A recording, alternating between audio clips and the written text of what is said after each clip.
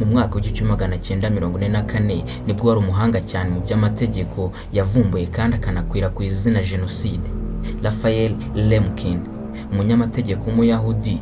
Uyu Raphael yarebye mu mazina yose yakoreshwaga mu bwicanyi icyo gihe, abona nta ryahura n'ibyo bamwe bakorerwaga, harimo na Hitler wabikoreraga abayahudi bagenzi be. Mu bushishozi bw'uyu mugabo w'umuyahudi yasanze kwibasira itsinda runaka rihuje imyizerere, ubwoko, ibara ry'uruhu cyangwa ibindi, ibi bitakomeza kwitwa ubwicanyi nk'ubundi, ahubwo bishakira inyito ijyana kugira ngo bigire uburemere bwabyo. Ubundi ijambo jenoside rigizwe n'ibice bibiri, genos na side. Genos ihagarariye ubwoko, itsinda cyangwa ibindi, hanyuma side igahagararira kwica cyangwa se ubwicanyi. Hanyuma muri rusange jenoside izisobanurwa nk'igikorwa gipanzwe neza na leta mu kumara no gutsemba igice runaka gihuje imimerere cyangwa ibindi. Nyuma yo kwigwaho no gusesengurwa n'inzobere z'umuryango w'abibumbye, ijambo jenoside ryaremewe ku ruhando mpuzamahanga. Muri iyo myaka byemezwa byari nyuma y'imyaka 3 gusa Hitler ahagaritswe mu gukorera jenoside abayahudi. Hitler yahagaritswe byibuze amaze guhitana cyangwa se gukora jenoside abarengaga miliyoni 6 mu bayahudi. Byibuza guhera ku myaka y'1933 kugera mu 1945, Hitler yari amereye n'abo bayahudi abahitana umunsi ku wundi.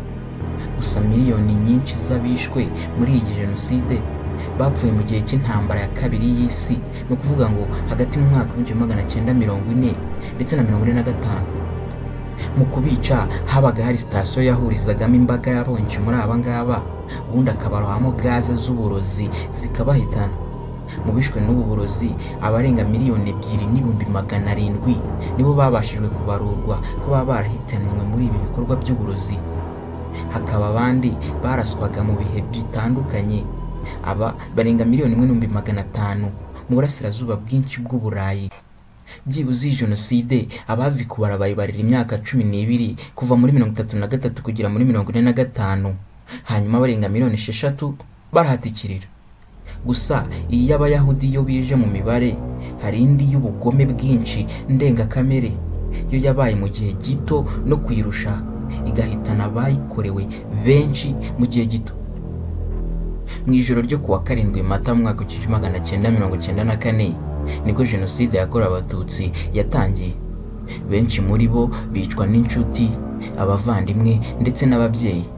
Mu minsi 100 iki gikorwa cy'ubunyamaswa cyari kibaye ariko kinahagaritswe. Abarenga miliyoni 1 bari batikiriye muri iki gikorwa cy'ubwicanyi bwa jenoside.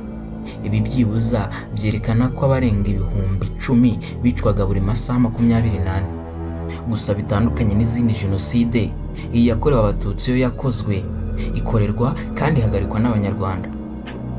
Buri tariki ya 7 Mata buri mwaka, u Rwanda ndetse n'amahanga barifatanya bakunamira inzirakarengane zatikiriye muri iyi jenoside yakorewe abatutsi mu mwaka w'1994.